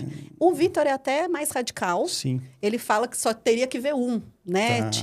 Mas eu já penso que, se conseguirmos dar um pulo, deles conseguirem ver, pelo menos que existem diferentes abordagens, e o professor poder escolher aquilo que ele acha que faz mais sentido, já seria melhor do que não poder ver o outro lado. Só ver isso na pós-graduação, por exemplo. Eu já tenho um olhar mais conciliador mesmo, do que o do Vitor, pelo que você está falando, né?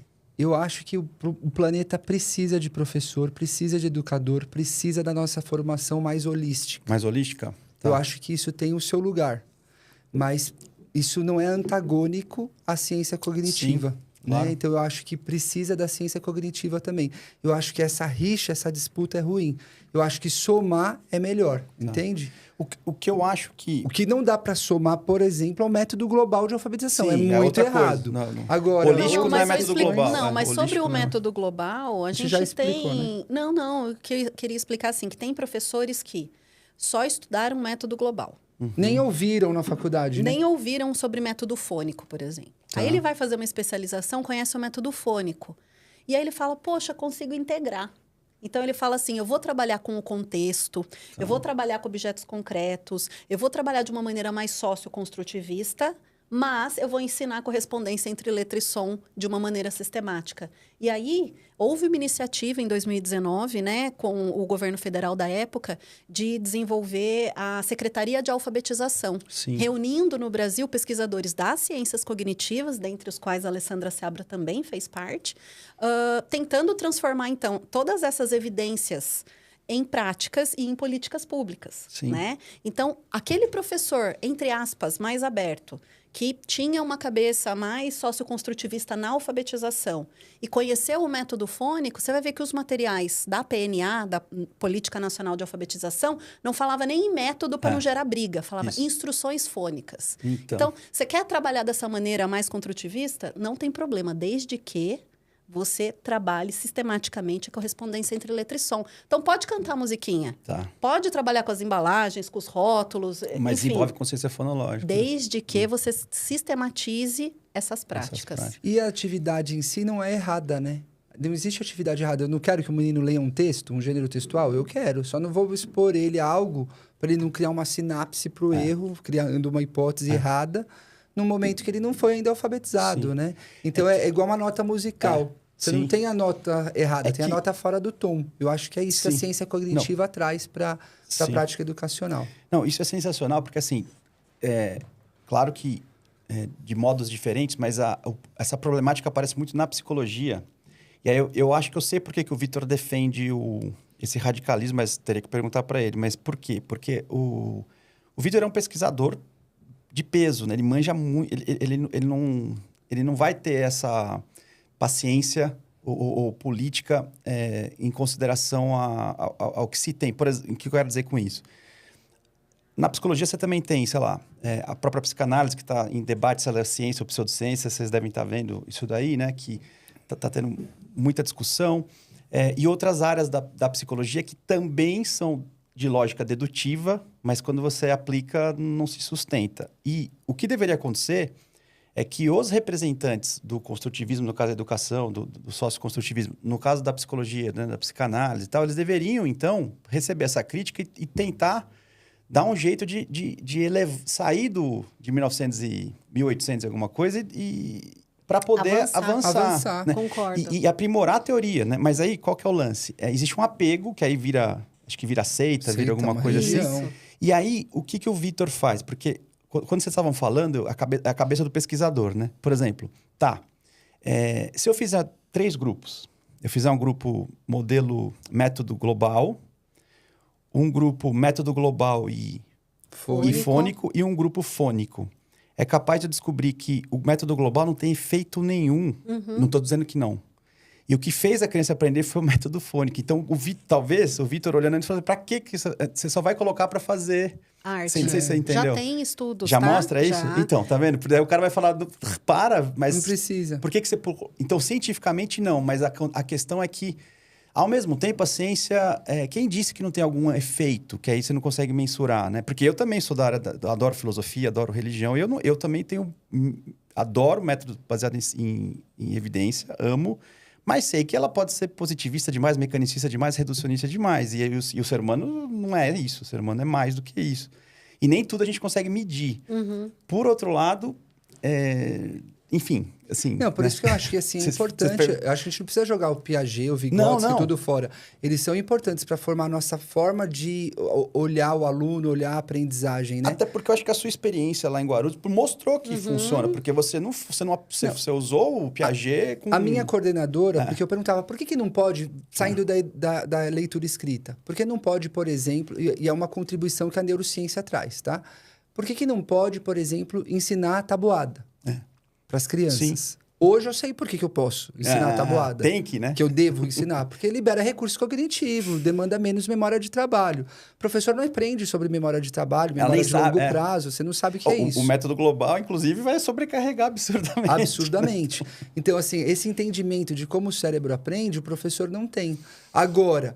Você, por exemplo, as aprendizagens ativas que a neurociência vai falar, né? O trabalhar para o projeto, o trabalhar em grupo, tem o seu momento da criança criar hipótese, Olha. tem o seu momento da criança tá ali, Existe o professor um tá momento- como mediador. Ele, Mas ele não tem que ser o pressuposto universal, mas tem momento para fazer isso, é isso? tem um momento, tem a hora certa, entendeu? Então, Sensacional, é isso. e a gente Aí tem- você tem o casamento, então. E pensando, aí tem o casamento. Então, eu acho que a gente precisa manter e valorizar o lugar do professor, da formação do professor, mas agregar o que a ciência cognitiva tem, mas não desprezar. Sim. A sociedade vai precisar cada vez mais do professor, Não- porque a gente está ficando muito científico demais também. Exato. Entendeu? exato. O que torna uma pessoa inteligente não é o artigo científico, você deve saber. É a filosofia, é a literatura. Eu costumo- Isso te dá senso crítico, a história, isso as pessoas não têm. Pessoalmente, a Camila lá embasa tudo que a gente fala, porque ela, né? Senão a gente também está falando, mas não traz a base. Ela traz a base. Mas eu costumo diferenciar... Igual os clientes de Bereia. Educação... Cadê? Eu quero o texto. Quero ter... Me dá aqui no texto. Se não tiver citado, eu não... Não, eu... Tem um pessoal que é mais da educação antiga, escolástica, eles diferenciam educação de aprendizado, eu acho. Não é aprendizado o termo. Porque assim, o aprendizado é você reaplicar a técnica. Sim. A educação, não. A educação... O que é uma pessoa educada? Ela é voluntária. Porque o que acontece? Muita da coisa que a gente ensina... ensino e educação. Na verdade, o ensino é você... Tem que desengajar ali as potencialidades da criança por estimulação. Mas ela não está ali porque ela quer. Ela está ali porque ela tem que estar. Quando você começa a ser educado de verdade segundo a visão escolástica, é quando você se interessa voluntariamente por algo e encontra alguém que também quer ensinar. Quando você tem esse encontro, aí você começa a se tornar uma pessoa educada. Esse Que é o tipo que vocês fizeram. Vocês foram se educar. Vocês não foram ser ensinados a fazer neurociência. Vocês foram se educar. Por isso que vocês dominam o que vocês fazem. É diferente. Uhum. Por isso que muito professor vai fazer mestrado para ser... E ele poderia ser educado, mas às vezes ele foi fazer mestrado porque o governo exige que se não tiver mestrado, ele vai ser demitido. E o cara vai lá ser educado. Ou às vezes para E não ter plano de educado, não. carreira. Plano de carreira. E aí, às vezes, faz um mestrado também que fala de si para si. De si né? pra Não si. contribui com a ciência Exatamente. de verdade.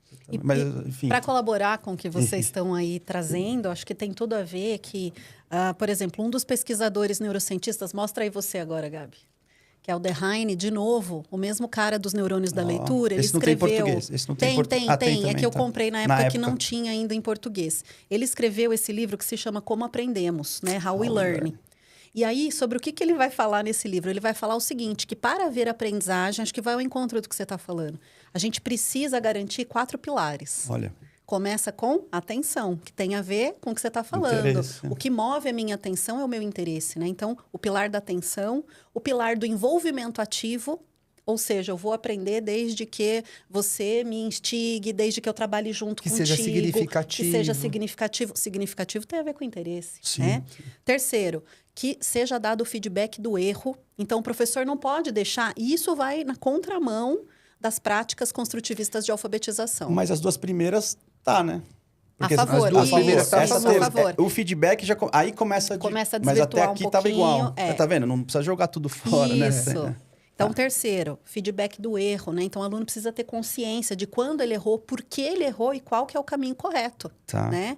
E o quarto, práticas de memória, ou seja, consolidação. Que é uma coisa que o construtivismo erra no português, erra na Não pode matemática. treinar, erra Eles caderno querem de caligrafia. é só dinâmica, não tem... Foi isso. abolido, E sabe- entendeu? É só inteligência fluida, não tem cristalizado. Tipo, é só... tá. E sabe a Tati Meca, né? Eu teve uma frase Só um dela... pouquinho, conheça só um Só um pouco. pouco, só um né? pouquinho. Eu lembro que uma vez eu peguei falando dessa questão da tabuada num grupo de pesquisa. Por isso que vale a pena quando você vai fazer uma especialização, mais a especialização até do que a graduação. Porque a graduação você ainda é pequenininha, novo, enfim, às vezes você faz Sim. a que deu. Agora, a especialização já é legal investir numa instituição bacana, né? Até por esse networking que você está montando. Já tá mais maduro. Por esse convívio que você vai ter com os professores e tal, e pela possibilidade de repente, entrar num grupo de pesquisa. Eu participava lá do grupo de pesquisa, e eu peguei e falei assim, olha, na escola onde eu tô, as formações que eles nos dão dizem que não pode fazer tabuada, por exemplo, que não pode fazer pontilhado, que é essa questão da memória, né? Não Você pode tem que criar fazer. essa memória motora, né? Do movimento da letra e tudo mais. Daí... Aí só um adendo. Então, Arthur, para você que não é da área educacional, né, a gente tem parâmetros curriculares nacionais, leis e orientações para o professor trabalhar com X práticas, fundamentadas por filosofias ou achismos educacionais que vão na contramão, então, do que a neurociência diz que seria mais eficaz. E o professor antigo, antes do construtivismo... Que fez magistério. Que fez magistério, intuitivamente ele sabe, eu fui educado assim. Antes de eu mandar o menino escrever o A, eu vou fazer a ondinha, que a ondinha vai virar o A, vai virar o G, vai virar o D. Né? Não vou mandar dar um desafio tão grande. E o professor do magistério, às vezes, nem conhecia Vygotsky. Sim. Mas, indo contrário ao que Vygotsky falava, por incrível que pareça, eles falam que a criança tem que ficar experimentando, tentando.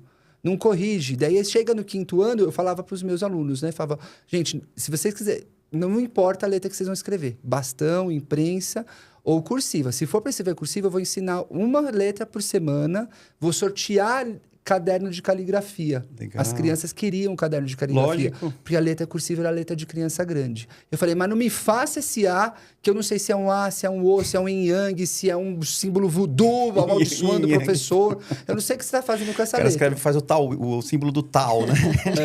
Tipo, que letra é essa, né? Então, Sim. é uma tecnologia e você tem que instruir a criança nisso, né? Então, eu perguntei no grupo de estudos, no grupo de pesquisa, eu falei, eles falam que não pode fazer caderno de caligrafia, que não pode fazer tabuada, daí não pode fazer pontilhado. E aí eu lembro do negócio da cartilha Caminho Suave, que tinha que pintar. Eu falei, olha, eu tô com um aluno que eu tô vendo que não tá respondendo a nada, e eu peguei as primeiras páginas do caderno da cartilha Caminho Suave. Hoje eu sei que tá trabalhando prontidão acadêmica, né? E aí eu comecei a fazer com ele. Depois desse menino, eu descobri que ele tinha uma deficiência intelectual, porque era um 5º ano já. E aí lá tem uma atividade que é para pintar o colar. Azul, vermelho e amarelo. Azul, vermelho e amarelo. Daí a Tati falou, Gabi, se ele não pintar azul, vermelho e amarelo no ensino infantil, ele fará no consultório, se ele não fizer na sala. Não, e um detalhe. Essa cartilha Caminho Suave, por exemplo, essas práticas que o Gabi estão falando, que hoje a pedagogia abomina, eles acabam falando de retrógrado. Então, hoje a neurociência confirma práticas que antigamente davam certo, funcionavam, mas agora com testagem, né, de eficácia. E aí, as escolas mais caras de São Paulo, por exemplo, que contratam as nossas consultorias, que não trabalham dessa forma, quando a gente vem fazer uma formação com esses professores, eles falam, nossa, mas isso é tão ultrapassado. Eu falo, não, isso é comprovado cientificamente. Né, Gá? Então, acho importante a gente falar isso, porque tem muita prática que dava certo, que foi deixada de lado por alguma canetada aí e por alguma lavagem cerebral de que aquilo era o mais eficaz, quando eles estão indo na contramão do que a neurociência vai dizer que é mais eficaz. É que vocês não vão entrar nisso, mas assim, eu que estou trazendo, mas eu por buscar essas bases também filosóficas, eu acho que um dos motivos tem base filosófica. Não é só... Tem a canetada, mas a canetada ela tem um embasamento filosófico por detrás. Sim, ideológico. Sim. Que aí também justifica o porquê disso. Mas aí, isso aí é uma discussão que não vale a pena. Agora, aqui, né? Mas é um outro... que a gente não vai resolver. Um outro episódio vale a pena para reflexão, mas aí a gente discutiria isso em outro momento. Mas, desculpa, fala, Gabriel. Não, o que eu ia falar é que eu acho que é isso o amor da ciência como o amor à verdade, né? E que eu acho que para além de si, né? E que eu acho que é um problema da nossa geração mesmo, que a gente acha que tudo é relativo. Isso. Que isso em si é relativo. Isso em si não é um absoluto. E o Humberto Eco fala isso de um jeito muito lindo. Sim. Ele fala, o que é a verdade? Ele fala assim, imagina que você está vendo lá fora alguma coisa brilhando lá fora. Aí a Camila tem uma hipótese. Eu acho que é o início de um incêndio. É melhor ir ver, Gabi, que é aquela mais preocupada. Eu com certeza ia falar, vamos lá ver. Pode ser um incêndio. O Arthur fala, não, mas não parece um incêndio. Acho que deve ser um vagalume. E eu falo, mas para mim pode ser, sei lá, um papelzinho brilhando. E a gente vai se aproximando disso. A gente vai tendo evidências de que, olha, vagalume não é. Tá. Olha, incêndio também não é. Olha, um papelzinho também bater um vento forte, também não é. Eu não sei o que é, mas eu sei que isso não é. E aí eu chego lá e eu vejo que, na verdade, é um vidrinho que estava refletindo alguma luz. Não era nenhuma das nossas hipóteses. Quando eu chego lá e vejo aquilo é a verdade. Isso. A verdade é um fato que se impõe à minha percepção. E a ciência não consegue trazer a verdade... Não consegue trazer a verdade de tudo. Não, só uma Mas faceta. ela traz muitas evidências. E é uma maluquice, é uma loucura. Você tá olhando para algo, isso aqui é um copo. E eu tô dizendo, não, não é um copo. Isso aqui é uma banana. Não, é um copo. Eu podia achar para antes. contextualizar e trazer para a área da alfabetização de novo, que a gente acabou falando bastante de um exemplo de prática baseada em evidência, que é o método de alfabetização que a escola pode escolher. Tá. A gente tem um pesquisador que eu não trouxe nenhum livro dele, Como é que você comete essa falha? que é o José Moraes, português. José Moraes, lindo. Trabalhou, né, associado à Universidade de Luxemburgo, escreveu vários livros, entre eles A Arte de Ler. Podia ter Nossa. trazido. De Você falava que eu 97, dividia, que eu amo esse. E aí, por que eu quero falar do Moraes? Porque ele fala que quando você trabalha, então, dessa maneira, com essa abordagem fônica, e melhor ainda se for multissensorial, você democratiza a alfabetização, independente do nível cognitivo e do nível socioeconômico. Olha, Então, Isso é ele lindo. tem livros, né, que falam sobre, acho que alfabetização na democracia, alguma coisa assim. que não feriria o princípio ideológico, mas traria resultado. Quer dizer, o cara conseguiu resolver esse problema. Poxa, Gente, se a gente alfabetizar essas crianças no primeiro ano, dá tempo de você ficar trabalhando gênero textual O resto da vida. dá a base, Agora, depois vai. a professora do primeiro ano acha que alfabetizou. Porque a criança faz umas leituras logográficas. Falaram Eu te aí, amo. falaram. Ela acha, é uma pseudo-leitura. Ela tá sobrecarregando a O memória léxico da dela é criança. logográfico ainda e não... Tá? Ela tá tratando a imagem ainda como um desenho e ela acerta pelo tipo de atividade, né? Só que aí, quando chega no segundo Foi a sua ano... Siri? Não, tá. Alguém falou alguma palavra próxima daquela moça da Amazon. Ah, Ela respondeu aqui. Ela entendeu. a Alexa. A palavra léxica. Ah, Você olha falou só. léxico, Arthur? Verdade, verdade. Eu Lembrou tenho. a nossa moça aqui, Então, pronto, beleza. que controla a iluminação. Desculpa. Imagina, que foi engraçado. Interrompemos seu raciocínio, por favor, Gabriel. mas e agora eu tenho raciocínio ainda? No chute que eu tava... Você tá falando do alfabético, falando da estratégia... Então, a professora acha que alfabetizou de fato no primeiro ano. E aí, como eu já tive essa experiência na escola de aula há alguns anos, eu sei que a professora do segundo ano pensa que ela vacona, falou que estava todo mundo alfabetizado, não tão nada. É porque a demanda mudou. E aí o cérebro não aguenta ficar identificando palavra pela estratégia logográfica dessa forma. Tem que ir pra rota fonológica... Que não foi desenvolvida. Ou pior, foi mal desenvolvida, porque a criança construiu várias hipóteses erradas. Então, você fica construindo e reconstruindo. Tipo, você chega no E pra quinto ano com a desaprender- criança analfabeta. Para desaprender é complicado. Quer dizer, você sabia que nem existe esse termo, né, em Desaprender, psicologia? né? Desaprender. Existe um aprender em cima do erro, do errado. Aí vira São Paulo, né? Que você não planeja nada, fica tudo construído Sim. em cima de tudo, é muito mais difícil. Não, e aí um detalhe. Se esse menino, então, que não foi alfabetizado adequadamente nesse primeiro ano, não vai ser alfabetizado no Fundamental 1. Aí ele chega no Fundamental 2, é pior. Por quê? Nós temos, na educação infantil e Fundi 1, professores que são pedagogos. Então, geralmente, a criança fica com o mesmo professor o ano todo. Vai para o Fundi 2, eu tenho um número maior de professores, um para cada disciplina, e uma formação diferente da pedagogia, que é o cara focado no conteúdo dele. Tá. Então, é assim, o cara não aprendeu a ler e escrever, o problema é dele, eu tenho que dar meu conteúdo aqui. É. Oração sintática virando do a não sei bola o que de lá, neve. nananã. Vai virando essa bola de neve. E aí, isso vai desencadear onde? Nos resultados do PISA, que a gente tem Sim. visto, que nós somos campeões dos falência. analfabetos, nos analfabetos funcionais. E perde o pico a janela do desenvolvimento, né? Que é... Não, e o pior de tudo, você desemboca o quê? Desemboca na autoestima da criança, no futuro da criança. Você joga geração e atrás de geração na lata do lixo. Porque eu ouvi de alguns professores, mais de uma vez, falando, esse menino aqui tá fazendo escola para ser ladrão, para ser bandido. Caramba. Porque ele não aprende nada, ele não quer saber nada. Não, por um lado, você de fato vai ter os meninos que têm melhor inteligência cristalizada e fluida, mas que não se interessaram dentro dos 4 pilares do Dehaene. Tá. Então, não se engajaram em aprender, vamos dizer assim. É o cara que vai, de fato, comandar o tráfico, por Sim. exemplo. Que é o cara Por exemplo. superdotado, não diagnosticado, que está lá comandando o tráfico, por exemplo. E, por outro lado, o que a gente vai ter? Uma má formação dessa galera chegando no ensino superior. Então, você vai ver, por exemplo, várias universidades públicas e particulares criando centros de atendimento psicopedagógico de alunos no ensino superior, coisa que Porque antigamente a gente não tinha. Então, assim, não é porque o cara tem um diagnóstico de TDAH que precisa de uma prova adaptada no ensino superior. Não é isso. É o cara que não está alfabetizado e que está chegando na Unisquina para virar o professor do futuro. Para virar o professor do futuro. Então, tá uma bola de neve muito triste, perigosa. Sim, é uma fonte de psicopatologia, inclusive, porque isso também vira risco para doença mental, né? Mas, ó, eu acho que tem um problema. Vocês estão falando aqui, eu fui tentando entender uma coisa. Eu acho que existe uma confusão entre autonomia e ficar gerando hipóteses do que pode ser a verdade. Porque, assim, supõe-se que se você deixar a criança criar a hipótese do que está acontecendo, é como se você estivesse estimulando a liberdade dela de pensar.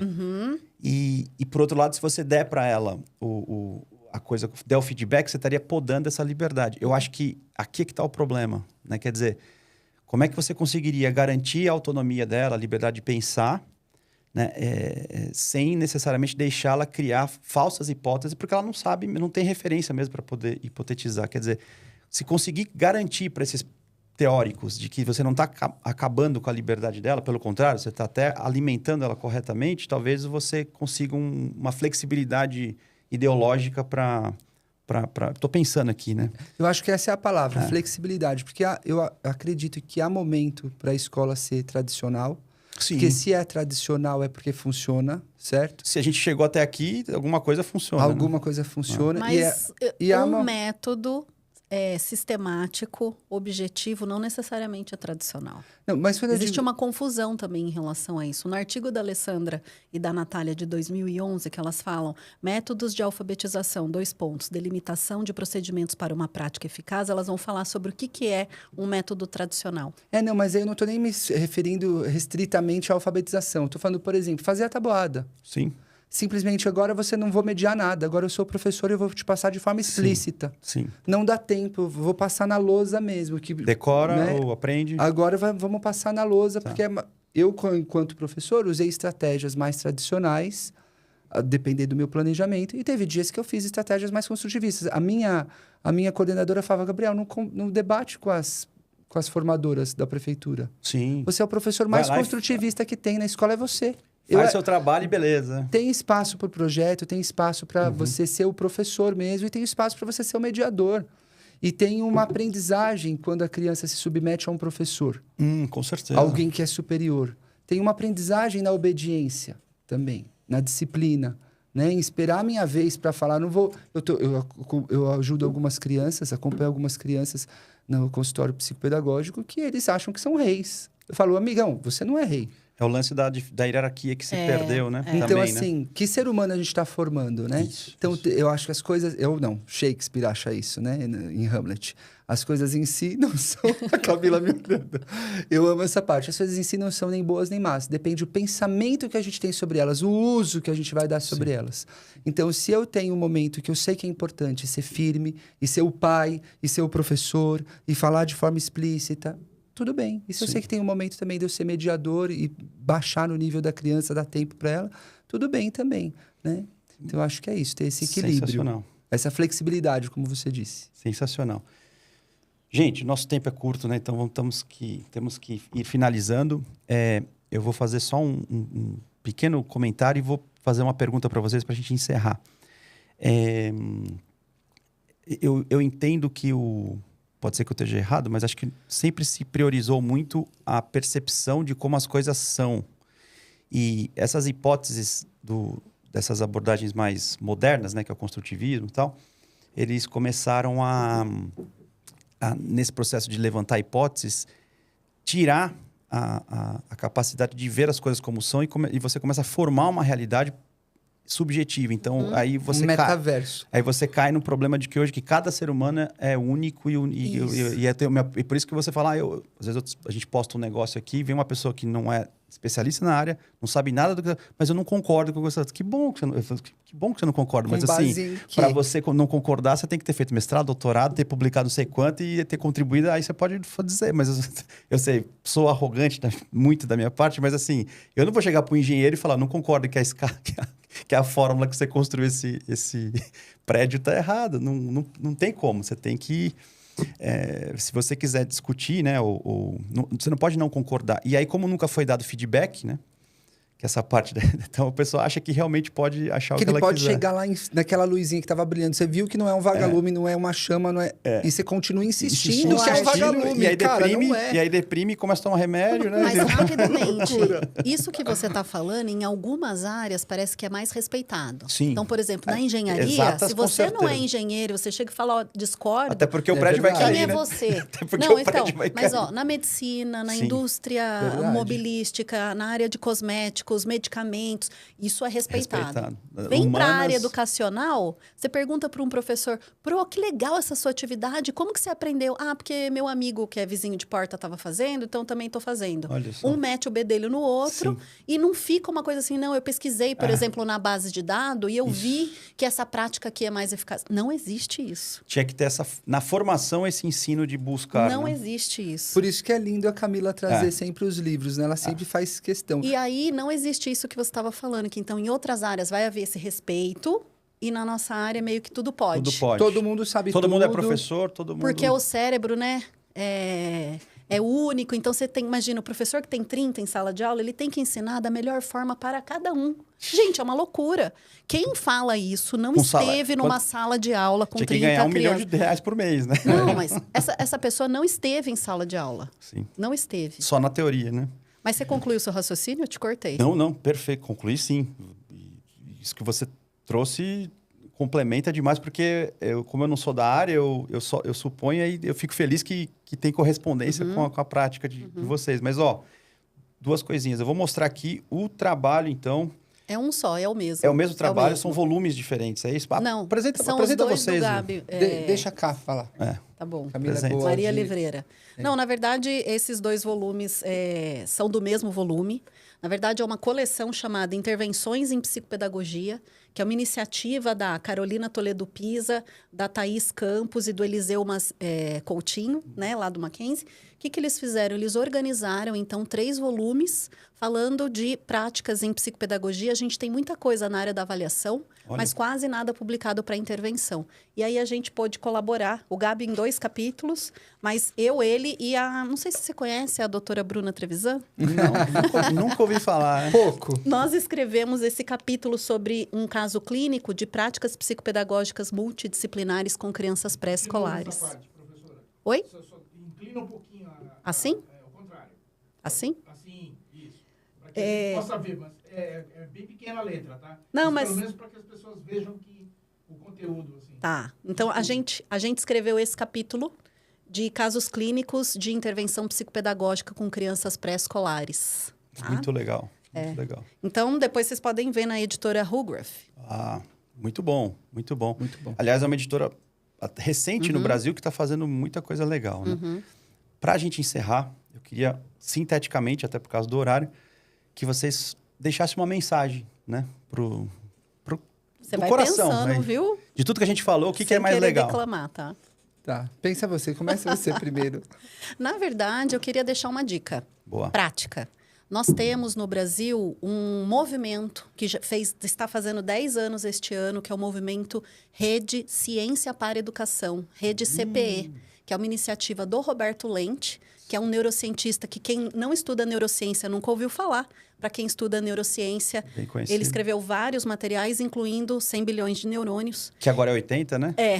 E ele faz uma brincadeira muito legal, Arthur, que ele fala assim, que ele tem tentado, com essa iniciativa, reunir os pesquisadores brasileiros da Neurolândia com a Educópolis. Ele fala, chegou a hora Sensacional. de conectar a Neurolândia com a Educópolis. Então, desde então, várias publicações têm surgido desse movimento. Se você é professor da escola e está assistindo esse podcast com a gente, você pode ser amigo da Rede CPE. Então, entra aí no Instagram, entra no site deles, tem indicações de eventos, Olha. publicações científicas, tem podcast, Olha, livros, etc. Rede CPE. Rede CPE. Bela dica. Obrigado.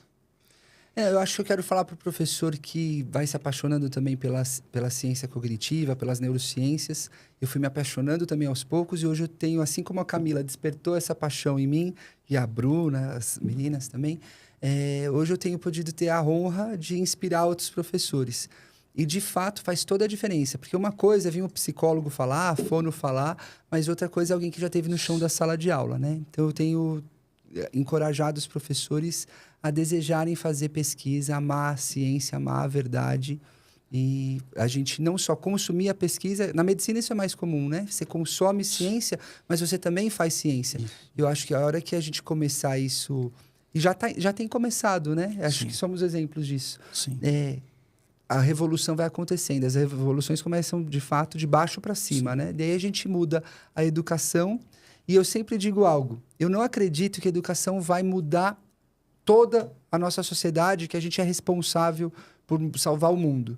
Mas acho que dificilmente a gente vai ter um país diferente se uma mudança não passar pela educação. Precisa passar pela sala de aula para a gente ter uma sociedade, um mundo melhor. Com certeza, com certeza. Então, pessoal, eu queria agradecer muito, né, pelo tempo de vocês. Não é fácil na agenda de vocês. Para encontrar vocês, Instagram, fala o arroba... @drgabriel.brito. DR de doutor. De doutor. Doutor Gabriel.brito. Isso. Um T só, BRITO. Isso. E tem também o @Projeto Educar com Evidências, que a gente tem uma plataforma lá com alguns cursos para quem quiser começar a se especializar nessa área. Então, existe um curso EAD. EAD, 3 cursos, na verdade. Tem uma trilha lá para o professor seguir. Como chama? Projeto Educar com Evidências. Projeto Educar com... É exatamente o que nós estamos conversando. Legal, aí, né? Você está assistindo esse podcast, confira lá. No próprio Instagram, acha. No meu Instagram, no Instagram. drgabriel.brito, acha. Tem um um link, Instagram, tá. tem uma plataforma.